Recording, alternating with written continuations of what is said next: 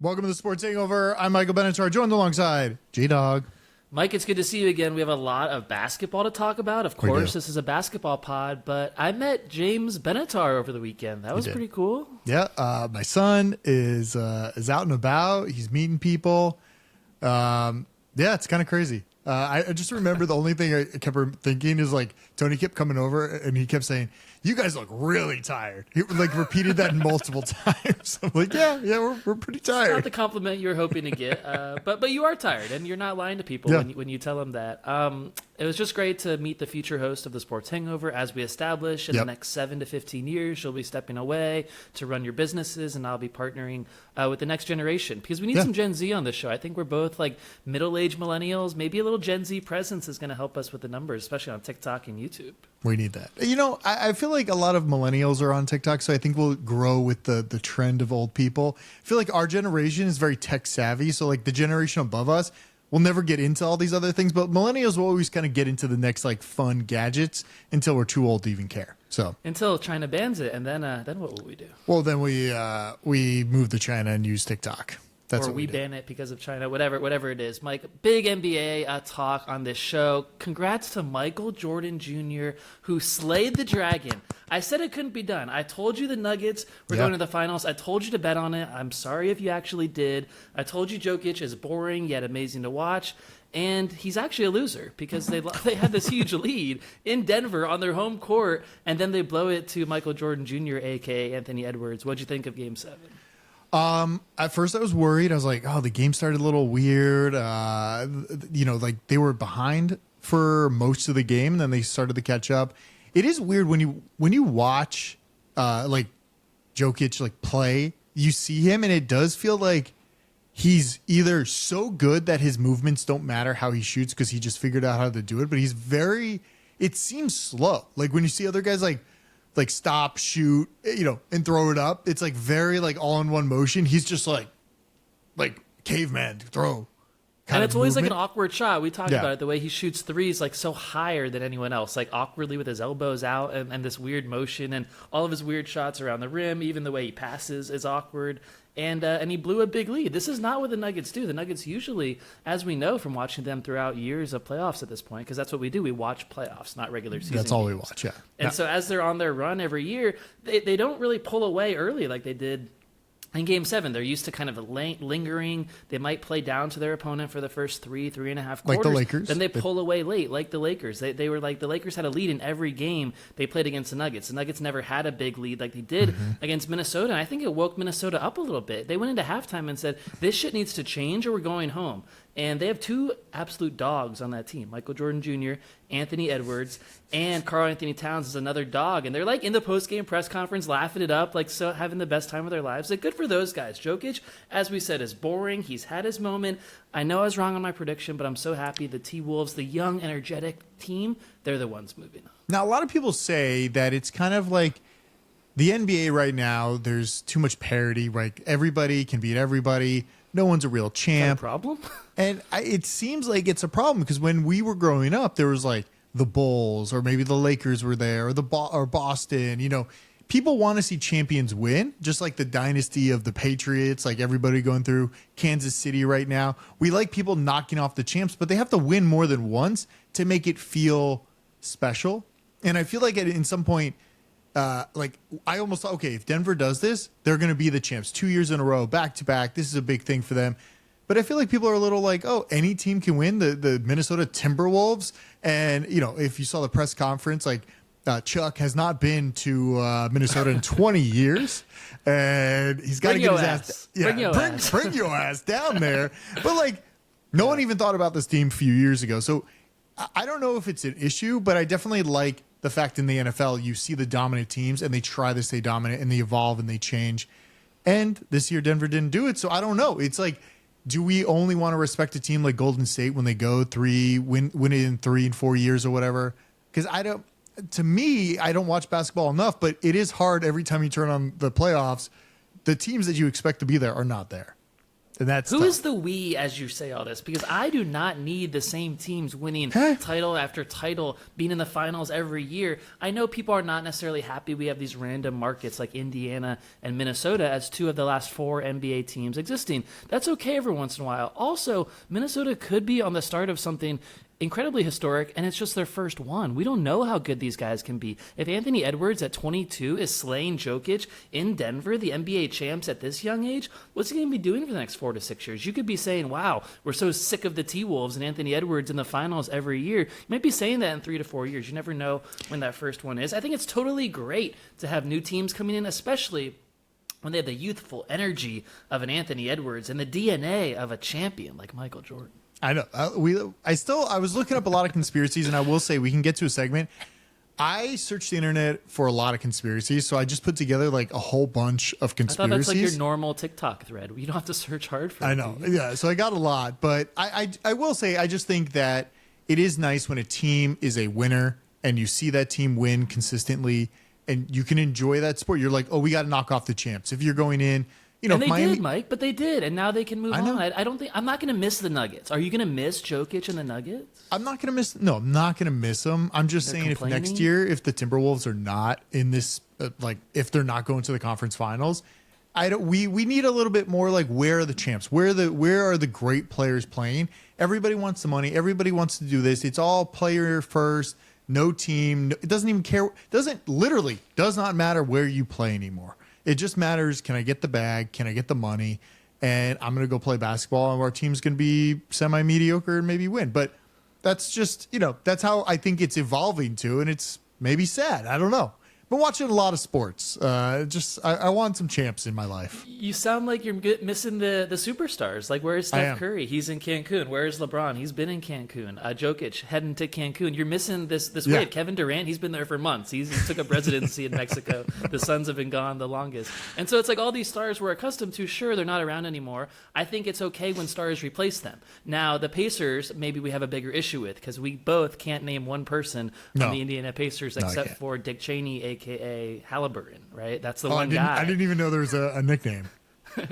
Well, it's just the Halliburton thing was always Dick Cheney, like in the White House. So that's a thing going around. But the Pacers are not the exciting team to make this stand for. But the T-Wolves, they are the young and up-and-coming team. And Anthony Edwards is amazing. We've talked about it so much. I'm glad he beat Jokic. I'm glad he's bringing youthful energy to it. I think that's a great matchup against Luka, another young superstar. You think Luka's been around forever. He's like 25. He's still so young. And by the way, they're going to play. It's the T-Wolves and the Mavs. Yep. Kyrie Kyrie Irving, I saw the stat today. We don't like Kyrie Irving. Anti-Semite, anti-Jew. We are not fans, but I have to give him credit for this stat. He has 14-0 in his career in series clinching playoff games. 14-0. He's never lost with a chance to move on. He had a lot of big games with the Cavs, maybe a few with the Nets, and now at the Mavericks too. So it's going to be a sick Western Conference. I can't say the same for the East, but at least we have one good series to look at. I do like the games. Like the other night, what was it? The Knicks were playing. They lost 3 games in a row. And it's like, I like those stories where a team comes back from a 3-1 deficit and beats the team. They had all the advantages to them, but they couldn't do it. Those are the stories I like. We're going to a 3-3 series tonight with Vancouver and the Oilers. And we don't know where Edmonton is. Wait, Mike, those are 2 Canadian teams? Yes, I know. That's televised in the U.S.? Don't we just check the score on our phone at the end of the night? On those? It's televised. It's somewhere on one of those bundles all those companies are bundling together, but it's somewhere you can watch it, and I'm going to watch it. It's Game 6. Game 7, Said, right? Game 7. Game 7. By the way, our Canadian friend, he's been very critical. He's like our number 1 hockey fan that we know. He's been very critical of ESPN. I love Steve Levy. He doesn't like Levy doing the game tonight. You have John Bucci-Gras doing Game 7. I don't know. He might chime in with a comment against Bucci. What do you think of ESPN's NHL playoff coverage? I hate the boy that did, what's the guy's name that did NFL and he came over to NHL? Sean McDonough. You do hate him. You've always hated him. I hate him. No energy in his voice. It literally sounds like a robot calling the game. I need some life. I need some energy. You know, it's like when you watch soccer in any language or any country, those guys that are calling the games are so passionate. Sean McDonough, that man has no passion in his life. He's just like, I'm calling NHL. I'm doing this, like, no big deal. Like, doesn't care about the game. I need passion. Mike, I forgot how much you dislike Sean McDonough. I think you single-handedly got him fired for Monday Night Football. It wasn't the Booger Mobile and Jason Witten, but you were like railing in Sean McDonough that whole time. He was caught up in the crossfire there. That was people love him, by the way. People love Why? Sean McDonough. He gets so much praise on Twitter. Like every time he does a game, I'm telling you, he does. He's like universally loved. Really? I'm not saying I love him. I agree with the low energy. I think he's solid, like fundamentally solid, but I agree with the low energy. Wait, next time you're watching ESPN hockey, the playoffs are on, and Sean McDonough is calling a game, you want to blow your head off. It literally, like, it's a monotone tone. It's like, all right, pass the puck over here. And it's like, oh, okay, cool. AI could do that, right? They could be monotone and accurate. It's nothing fun. So yeah, not a so big Sean fan. McDonough is their lead play-by-play guy. So I don't know who has the Stanley Cup Finals this year, but he'll be doing one of those finals. You know, the final series in the East or the West. I think the Rangers moved on, right? New York Rangers, Florida Panthers. Yeah, I will say ESPN, I think, lacks the crew there. I think TNT does it a little bit better for their hockey night. They got a little bit they got the booth better, like all the guys on the booth. Like it's just like feels better for some reason. ESPN feels like they throw people in and out. Like all of a sudden somebody else is calling a game. I need consistency. If you're doing Monday Night Football, you're not throwing those guys out of the booth every other weekend and putting somebody else in. You want the consistency. It's like, if this is a Wednesday night game, give me my Wednesday night crew, and I want the same voices back there. I don't recognize any of the voices. Random people all the time. I hate it. So change it. Well, they have no consistency because they don't prioritize it. But we'll see at TNT. Maybe this is their one sport going forward is hockey. Maybe after they lose the NBA, possibly it's just the hockey show is all they have. Maybe Barkley joins that. Would you accept Charles Barkley on their hockey pregame show? He comes on the TNT show occasionally and like takes the stick out, plays around a little. I don't know if he even likes hockey, but he's there. He seems like he's having a good time. Do we want to talk about all the bundles all the companies are doing? We're just going back to cable. Do we want to mention that at all? I don't know, because it is cable to me. It's like everyone thinks the bundles are, I guess we will talk about it. Everyone thinks the bundles are like new streaming services and they're all combining, which I think is what a lot of consumers in the marketplace want, but that's not what bundles are. Bundles are effectively just bundling several services or channels and making it a lower price than it would be if you bought all three individually. It's like a sale at the grocery store. It's not changing what you buy, it's just how much you pay for it. Remember back in the cable days, though, when you got a bundle, it's like, oh, I want cable package 1, 2, or 3. You had no option to select what channels you're going in there, right? Mm-hmm. So now we have 2 companies, or not 2 companies, let's say 6 companies made 2 different bundles, and they're branding the name like stream something and something else. And now they're saying, okay, pay this.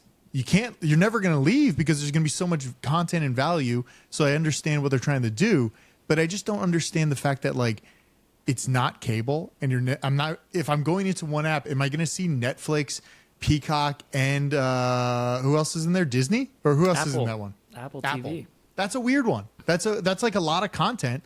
I don't know. It's a lot of great VOD content, a lot of great live sports, and maybe that's all you really need is the combo of the two. That might be my favorite bundle as you talk about it. I think one of the things we just want as sports fans, and we always talk about this, is the ability to like channel change really quick. When there's a game on streaming, you might want to bounce to another game, or at least create like a multi-view situation where you can access and watch everything all at once. As sports fans, we stay on top of everything, and so often this time of year and other times of year, there's different sports going on at the same time, and so that's one of the biggest blockers. So maybe if the bundles can help with that aspect, I'm in for the bundle. But outside of that, it's just changing around, like I said, the price you might pay for something. It's not changing the content on a huge scale quite yet. That might change when Paramount finally sells. If Sherry Redstone ever wakes up from her 50-year nap, we'll see what CBS is cooking up at some point. Yeah, I don't think she is. She's just going to hold on for something. Private equity will buy him, and then something, I don't know what will happen. That's our hope for the sports takeover, too. Private equity will buy us. Private equity today, but we'll run it until then. I mentioned the New York Rangers. I just want to mention also the New York Knicks, because I will never miss an opportunity to call out and make fun of New York sports. And the New York Rangers might be advancing, but the New York Knicks certainly are not. And this was after a coronation by ESPN. We saw it with Stephen A's pep talk before the game. Great analyst giving a pep talk to one of the teams. Apparently, their whole broadcast was Knicks-centered for the past 3 nights. Like you said, they lost all 3 of them. They had a big lead against Indiana. Again, a market no one cares about, a team that has one player that we've heard of. I can't name the second player on the Pacers. That's not an indictment on us. It's an indictment on the Indiana Pacers for being a boring basketball team team who's up and coming. And Pat McAfee might take offense to that, but I think he just started watching his hometown Indiana Pacers in the playoffs just like we did. But the New York Knicks, Mike, chokers to the highest degree. And this is what New York sports does time after time. They command the attention. They command the brightest lights. They command the biggest contracts. Look across every sport. If it's the NFL and Aaron Rodgers and the Jets or the Giants, if it's the Yankees and the Mets and baseball led by this hedge fund investor, Steve Cohen, who tries to pump his billions of dollars into the Mets, and they're still below 500 every single year. And now the Knicks, who have been terrible like our whole lives. Like we were literally the age of your son the last time the Knicks were anywhere decent, anywhere playing playoff games this late in May and June. And here they are with a golden chance, with a better team, with a better athlete, the better star, Jalen Brunson. And yet again, they choke at home under the brightest lights. It's classic New York, and I love it because this is what New York does best. They have high expectations, and they choke every single time. Do you think, because I always think about it, because like all these other teams, these random teams, like all of a sudden Florida's really good at hockey, and like the Lightning have won it, they won it 2 years in a row. The Panthers are going in advancing. It's like, what's going on? What are these towns doing? And it doesn't make sense to me because as a New York fan, or even like an LA fan, like we're out here in LA and like, sure, the Lakers won a bubble championship, which I still count as real bubble championships count. Because the Lightning won one too, and it would hurt your argument for the Lightning, so you have to say the Lakers won. Okay. Yes, the bubble championships are real. Yeah. I just think it's like you forget quickly, but also you don't have like these stars that are bringing your team to a higher level all the time, and you always want that. You always want something new. Like in the New York Giants, like they're always like, okay, we got to get somebody new. We got to get a wide receiver. We got to do this. Yeah. And I don't know why these other small, like it almost means more to OKC if they're going to go win a championship because they're a smaller team. It's like if New York doesn't advance or advances, I almost don't care at all. But it's like we want the Timberwolves to advance and win and do this. We're like rooting for them, which is kind of fun. But again, there's too much parity in the NBA, right? Like you're always like, well, all the teams are kind of beat anybody at any time. So what's going on? It's funny you say there's so much parity. The New York Knicks aren't a part of that parity. Like they want to desperately be a part of it, and this is as far as they can get. And so it's like we're letting Indiana and Minnesota advance. New York has every opportunity to be on par with these teams in advance, and they can't get it done. Is it the expectations and they can't possibly perform under the pressure that comes with playing for New York professional sports? Maybe there's something to it. Jalen Brunson had a great playoff run, but he got hurt, and their whole team got hurt. So I don't think it was necessarily pressure and expectations this time. But you make a good point that there's teams all over the place that seem to do better than New York teams at any given time, and the New York teams just can't get over the hump in any sport right now. We'll see if the Rangers prove us different. I don't root against them like I root against the Yankees and the Jets, so we'll see if the Rangers perform. Well, it's fun. I love that hockey's on, the split screen. Mutual friend didn't even know that was real. Thought it was like two different feeds coming into my TV. I mean, cable, at this point, cable customers, they don't know what's out there with YouTube TV. They just don't know what's around the corner. No. What do you want to talk about? I got a lot of stuff. I got some. I don't even know if this is BDE, but I have some Marvis Harrison stuff. He's getting sued. It's a scandal, right? Maybe it's a little Scandal City too. Yeah, we could do a little scandal. I'm not going to hit it right now. We'll just skip that right now. Low production today. Yeah, it's been a long few weeks. Yeah. All right, we all know this. Marvis Harrison. He's been sued by Fanatics. He allegedly breached the content contract.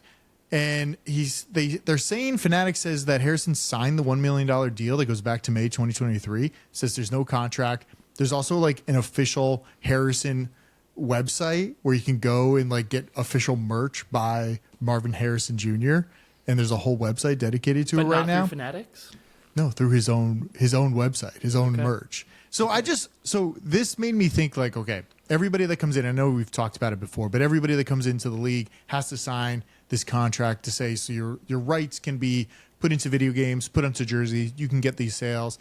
I kind of like what he's doing here. He's saying, no, I'm going to negotiate this, but a lot of players just sign it because they get a quick buck to come into the league. Do you think this should be negotiated, or should this be like, you're joining the NFL, you're on a team, this should be automatic, no negotiation, you get a flat fee of whatever, $150,000 every year because your likeness is now in Madden every year. Do you think that's how it should be? Do they all have to sign it as players and as rookies? Because I remember we used to play Madden all the time, and certain guys like Bill Belichick would not be in the game. It'd be like New England coach and not Belichick. So like he didn't sign it, even if everyone else did. But do they make the rookies and the players sign it? Well, remember when NCAA football was out years and years ago? Yeah. The new one's coming out this summer. Yeah.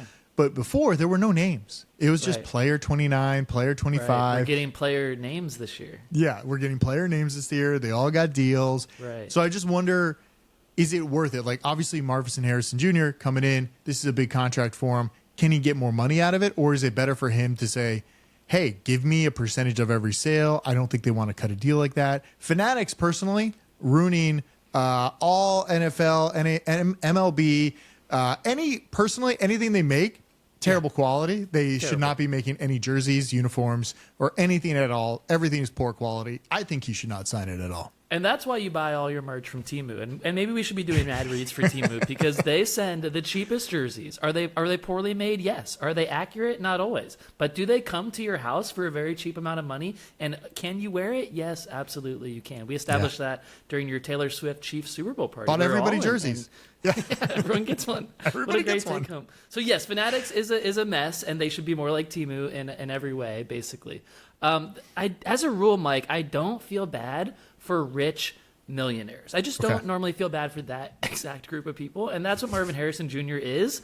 Also because his father, Marvin Harrison, also played in the NFL for so long. And this young guy grew up in the Colts locker room, probably hanging out with Peyton Manning in the offseason. This guy had it made. He's now the 3rd overall pick. It's not like he was a 4th or 5th rounder and he's going to get a few $100,000. And I also wouldn't feel bad for him. He's getting millions and millions of dollars as number 3 overall pick. Maybe he should go out and prove that he can perform in the NFL before he dictates this type of thing to not be included in a video game or Fanatics. And this is in no way standing up for Fanatics. I just think yeah, you're part of the process, and signing this contract is a part of the process. It's for everything you're doing on the field, and it's for everything you're doing off the field. And if you don't like it, don't join the NFL. Go join the UFL or something else. So listen, Jeremy, I've been listening.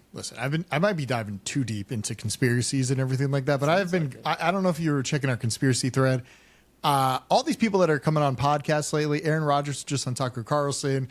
I'm listening to Terrence Howard. I'm listening to all these crazy people, which sometimes after a while, they start to make sense. And Aaron Rodgers was basically saying, like, people were getting forced to get the COVID vaccine. Now, this is nothing like the COVID vaccine here, but I'm just saying, if it's part of the process, I know, I'm just like thinking about this. Where are you going? Where are you taking this? I'm just saying, like, if this is part of the process, maybe it should be looked at. Maybe somebody should. Maybe he's stepping up for it and he's getting sued for it. But I think it's still like, hey, what is going on? Let's take a look. Everybody just willingly signs it and gets money. Maybe he is coming from a spot where he does have the privilege to be like, you know what? I'm not going to sign it because I already got my money.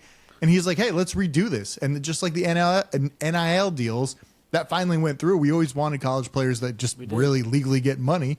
And now they did. So I don't know. Listen, I got a lot of time on my hands with podcasts. Yeah, you merged a couple of big topics there with each other. I think it's fair to question everything that's put in front of you. I think that's totally fair. But if Marvin Harrison Jr. wants to play in the NFL and wants to be paid like he's a number 3 overall pick, sign this deal. Maybe if you want to be paid like a 6th-round pick and you stay out of the Fanatics deal and out of Madden, then we'll pay you like $30 million less and you cannot have all that. And then we'll see which side he picks. But truly, he has no leverage coming into the league because he's never played it down in the NFL. And that's why I thought it was so silly when you're talking about Caleb Williams saying, I'm not going to sign this deal. I want part ownership with the Bears. All these things that were thrown out there ahead of the draft. That's silly, Caleb Williams, because you've never thrown a damn NFL pass. And last time we saw you in college, you were losing to mediocre college football teams. So we don't even know if we're going to be good. Marvin Harrison Jr. was elite at Ohio State. Maybe he's a product of Ohio State. Maybe he's not going to translate that to the NFL. Maybe he won't be worth his contract. Go prove it, and then we can talk about what you deserve and what you don't.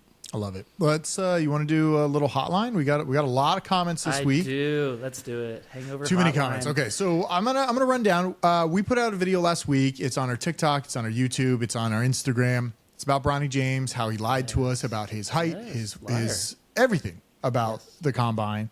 Yes. And here's some comments. And by the way, I established last week, and this is what people were fired up about, that no player ever has been 6'1", who averaged less than 5 points a game in college and has ever been drafted in the first round. People are saying that he's going to be drafted because he is athletic and all these things. And so this is what people on TikTok and YouTube got mad about, right? A lot of people, yeah. So this one guy says he's close to 6'4" with shoes. Jesus, you guys have the worst takes. Do you play basketball without shoes? No. So therefore 6'1", blah, blah, blah, is accurate. He'll be close to 6'4" when playing. Hang on, Stephen A. Smith gets paid a lot of money to sit on ESPN and not play basketball and talk about basketball, and we're paid much less to not play basketball and talk about basketball. So we're talking about basketball if you like it or not. Yes.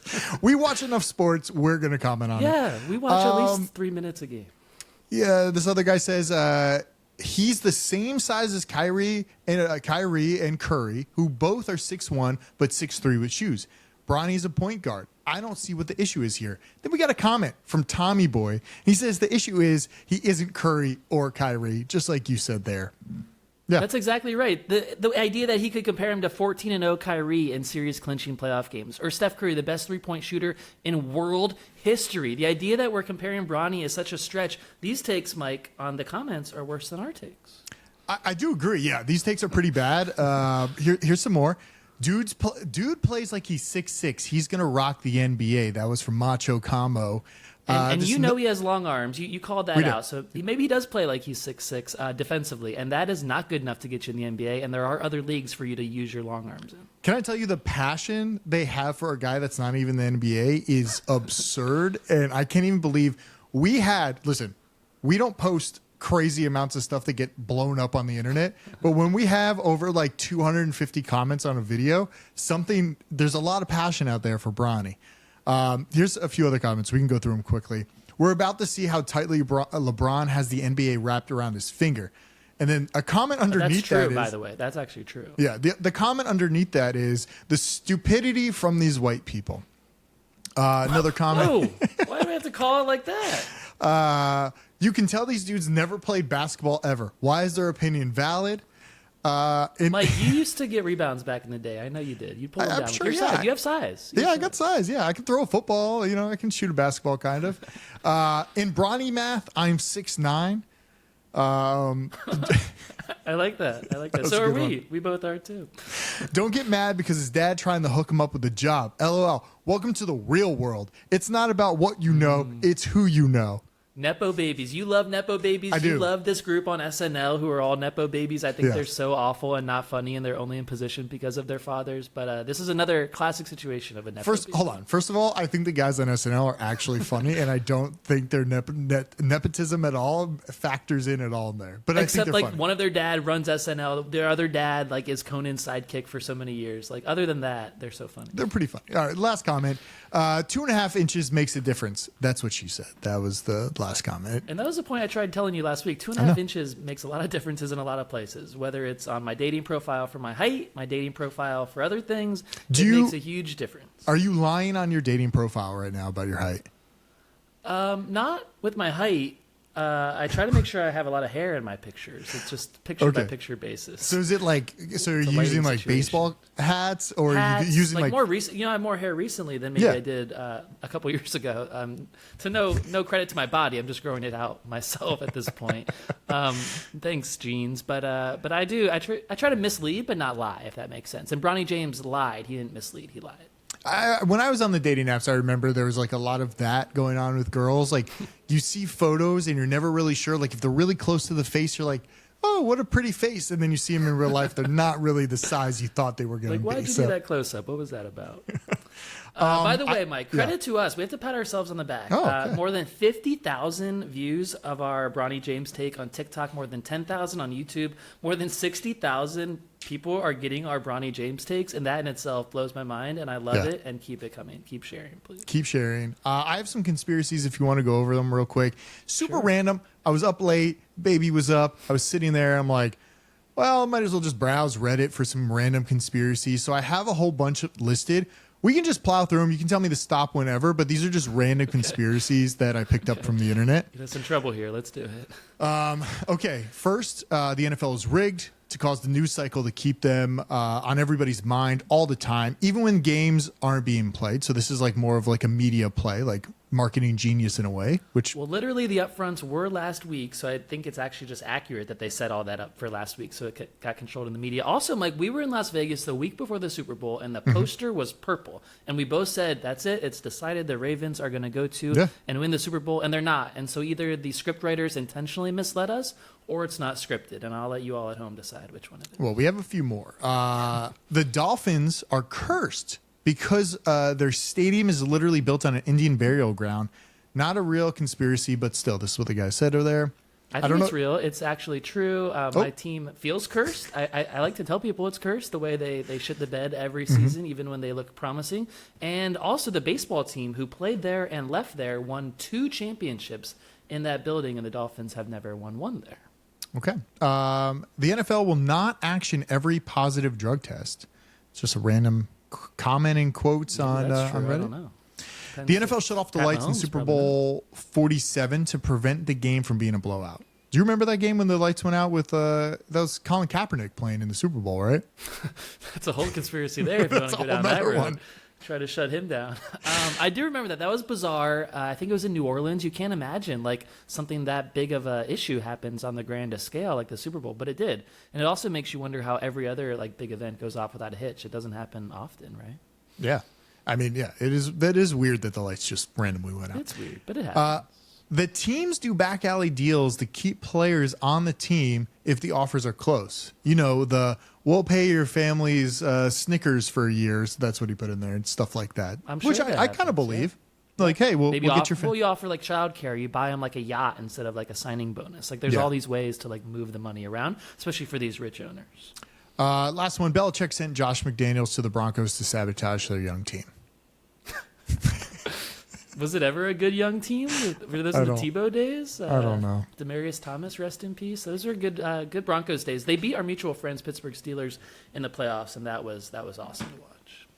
That's all I got. I mean, I have a longer conspiracy about Tom Brady and all this stuff, but I'm not going to read it. It's just way too long. Let me ask you about a conspiracy that came up. So on Friday morning, big golf tournament this week, the PGA Championship. The best golfer in the world, Scottie Scheffler, he was arrested for some kind of traffic issue heading into the event that he was trying to win. He's trying to win his second major in a row. People are talking about the Scottie Slam. Like, he's that much of a big-time golfer right now where he's like the center of the story all week. And then us in LA, like it happened so early in the morning, we woke up on Friday morning to a mugshot of like the cleanest, most boring guy. This is like Jokic of golf. He's boring and he's elite and he does nothing wrong. And this whole time during his arrest, which is turning out to be illegitimate of his little traffic violation, he never even once said, "Do you know who I am? I'm trying to play this morning. I'm trying to win the second major in a row. I'm trying to catch Tiger Woods." I think we talked about the Grand Slam recently, and like this was on his path to winning it. And the Louisville Police Department, who has a stunning track record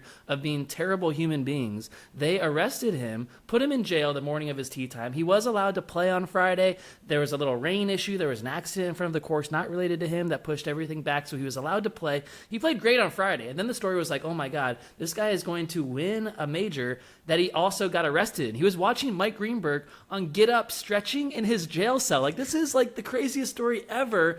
Unfortunately, the adrenaline wore off on Saturday. He didn't win. He didn't play as well. Yeah. He didn't win a second major in a row, but a wild, wacky story from the weekend. It is weird because, like, you're at this golf tournament, it's early in the morning, and this is the guy that you're trying to arrest that's just, like, trying to get by. It does sound very... Of all the guys, right? Like, of all the guys. Yeah, and then I saw a video of, like, him shaking, like, the police officer's hand, like, I don't know, on Sunday or something. He's a good guy. Yeah, I don't really know. It doesn't feel like a conspiracy, but there was that video from one of the ESPN hosts or something on one of the shows, like having his camera and saying, like, "Hey, that's why I told you, like, what's the ESPN host doing at the scene of the arrest in the early morning darkness of 5:45 a.m. of a major, which is not the most watched typically. We know there's a lot of Saudi stuff going on in golf, maybe pulling down some of the ratings. So many variables on a reason why to have a conspiracy. I just don't think you actually have a conspiracy to arrest the man. Yeah. But he is the biggest golfer in the world, and it was a big story for the day. Not a good look for Louisville Police Department. I thought he was going to win it all, which would have been an awesome story. I love that there were some guys out there in T-shirts with his mugshot already on his day. shirt. Like, we're turning around T-shirts at a record pace at this point. Yeah, that was great. And a shout out to Xander Schauffele, who did win, by the way. I've told you a lot about Xander. I normally tell you to bet on him. I didn't this past week. He works with my friend Chris Como, who's pictured right back here, who I texted. But Xander won his first major, well-deserved. He's a San Diego SoCal boy, so we're happy he got that off his back. And the U.S. Open's next month, so we got some more majors coming.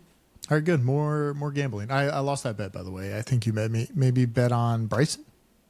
Yeah, who was a putt away from being in he was there. Playoff. And then Rory, who got the divorce earlier in the week. He's supposed to play well post-divorce. We'll see if that holds up next week.